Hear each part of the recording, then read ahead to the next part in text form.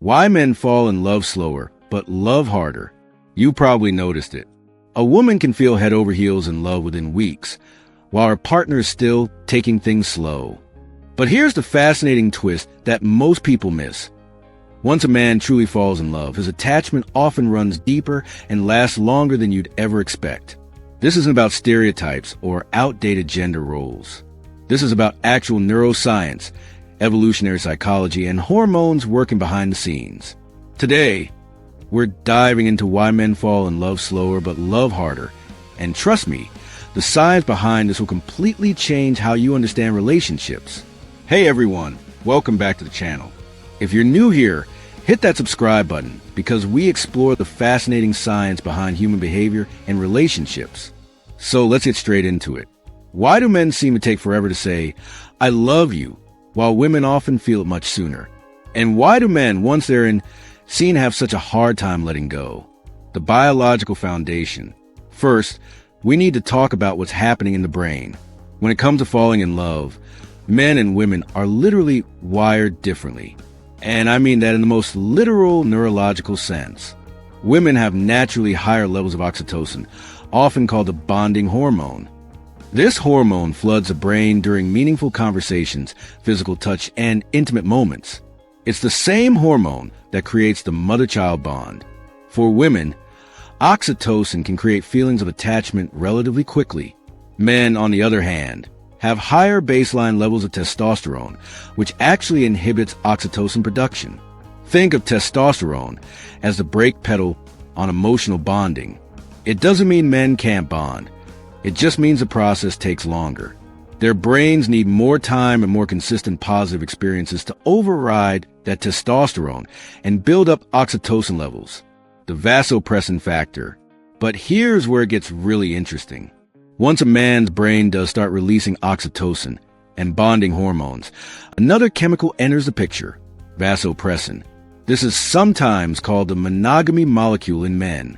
Studies show that vasopressin creates incredibly strong pair bonding in males. In animal studies with prairie voles, when researchers blocked vasopressin, male voles lost their monogamous tendencies entirely. When vasopressin was present, males became fiercely protective and loyal to their partners. This is why you'll see men who took 6 months to commit become absolutely devoted once they're in. The vasopressin creates a lock-in effect. Their brain is literally chemically committed. The evolutionary perspective.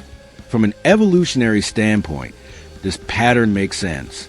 Historically, women had more immediate biological investment in relationships through pregnancy and childbearing. Their bodies needed to assess compatibility and commitment quickly. Fast attachment was a survival mechanism.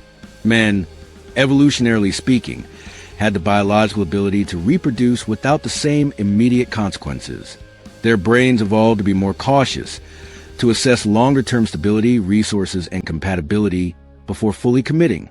But once that commitment happened, it needed to be strong enough to keep them invested in protecting and providing for offspring over many years. Now, before anyone gets upset, I'm not saying this is how things should be or that everyone fits this pattern. We're talking about general biological tendencies, not rules. Every individual is different. The visual versus emotional processing difference. Here's another fascinating piece. Men's brains process attraction differently than women's brains. Research using MRI scans shows that when men see someone they're attracted to, the visual processing centers light up intensely. First attraction is often physical and immediate. But love? Love activates completely different brain regions, particularly areas associated with long-term planning, assessment, and emotional regulation. Moving from attraction to love requires a man's brain to shift from visual processing mode to emotional investment mode. This neurological transition takes time. Women's brains, in contrast, integrate emotional and visual processing more simultaneously. They can feel emotional connection developing alongside physical attraction from earlier stages. The investment principle. There's also what psychologists call the investment principle.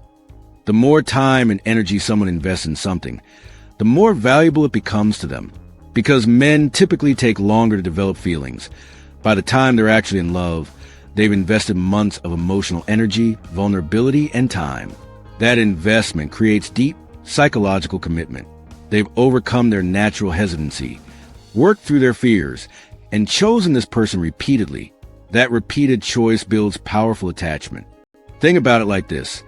If something comes easily, it might go easily. But if you worked hard for something, you value it more deeply. The breakup paradox. This explains one of the most common relationship paradoxes. Why men often seem less emotional during a relationship, but are devastated after breakups, sometimes for years. During the relationship, women might be more verbally and emotionally expressive. But after a breakup, studies show men often struggle significantly longer with moving on. They have fewer emotional support networks. They're less likely to talk about their feelings. And that deep vasopressin-driven bond doesn't dissolve quickly.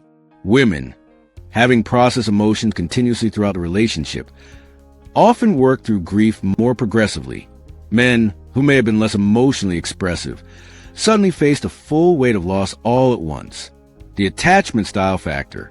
Now, individual attachment styles play a huge role here too. A man with anxious attachment might fall in love quickly. A man with avoidant attachment might take even longer than average. But the general biological pattern still holds. When men commit, the neurochemical bonding tend to be intense. What this means for relationships. So, what do we do with this information? If you're a woman dating a man who's taking his time, it doesn't mean he doesn't care. His brain might literally need more time to build those bonding chemicals. The slow burn can actually predict stronger long-term commitment. If you're a man recognizing this pattern in yourself, understand that your slower pace isn't a flaw, but also recognize that once you're in, you're really in, so choose wisely. And work on building emotional expression skills throughout the relationship, not just after it ends. And for everyone, communicate openly about your timelines and feelings. Biology influences us, but it doesn't control us. Understanding these patterns helps us have more compassion for ourselves and our partners. The bottom line, men fall in love slower because of testosterone, brain wiring, and evolutionary programming that makes them more cautious about emotional bonding. But they love harder because once those bonding chemicals kick in, especially vasopressin, the attachment becomes incredibly strong and long-lasting. It's not about one gender loving more or better. It's about different biological timelines creating different expressions of the same deep human need for connection.